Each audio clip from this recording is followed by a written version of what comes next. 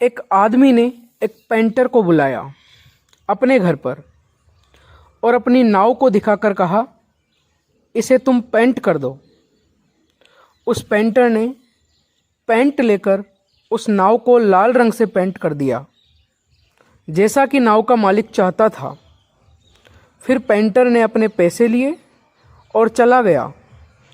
अगले दिन पेंटर के घर पर वह नाव का मालिक पहुंच गया और उसने एक बहुत बड़ी धनराशि का चेक उस पेंटर को दे दिया। पेंटर भौंचक्का सा रह गया और पूछा, ये किस बात के पैसे हैं? मेरे पैसे तो आपने कल ही दे दिए थे। मालिक ने कहा, ये पेंट का पैसा नहीं है, बल्कि उस नाव में जो छेद था उसको रिपेयर करने का पैसा है। पेंटर ने कहा, अरे साहब, वो तो एक छोटा सा छेद था, वो मैंने बंद कर दिया। उस छोटे से छेद के लिए इतना पैसा मुझे ठीक नहीं लग रहा है।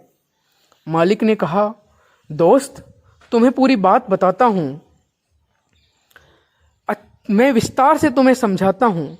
जब मैंने तुम्हें पेंट के लिए कहा तो जल्दीबाजी में मैं ये बताना भूल गया कि नाव के अंदर एक छेद है, उसको तुम रिपेयर कर देना।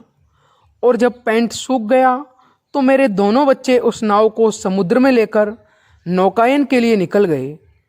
मैं उस वक्त घर पर नहीं था, लेकिन जब लौट कर आया तो अपनी पत्नी से जब सुना कि बच्चे नाव को लेकर नौकायन पर निकल गए हैं तो मैं बदहवास सा हो गया, क्योंकि मुझे याद आया कि नाव में तो छेद है।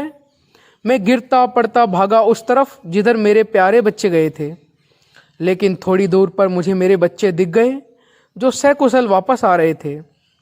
अब मेरी खुशी और प्रसन्नता का आलम तुम समझ सकते हो। फिर मैंने चेक किया वो छेद, तो पता चला कि मुझे बिना बताए तुम उसको रिपेयर कर चुके हो। तो मेरे दोस्त, उस महान कार्य के लिए तो ये पैसे भी बहुत थोड़े हैं। मेरी औकात नहीं कि उस कार्य के बदले में ठीक ठाक पैसे दे पाऊँ। जीवन में भलाई का कार्य जब मौका लगे हमेशा कर देना चाहिए, भले ही वो बहुत छोटा सा कार्य क्यों ना हो, क्योंकि कभी कभी वो छोटा सा कार्य भी किसी के लिए बहुत अमूल्य हो सकता है। सभी मित्रों को जिन्होंने हमारी ज़िंदगी की नाव कभी भी रिपेयर की है, उन्हें हार्दिक धन्यवाद और सदैव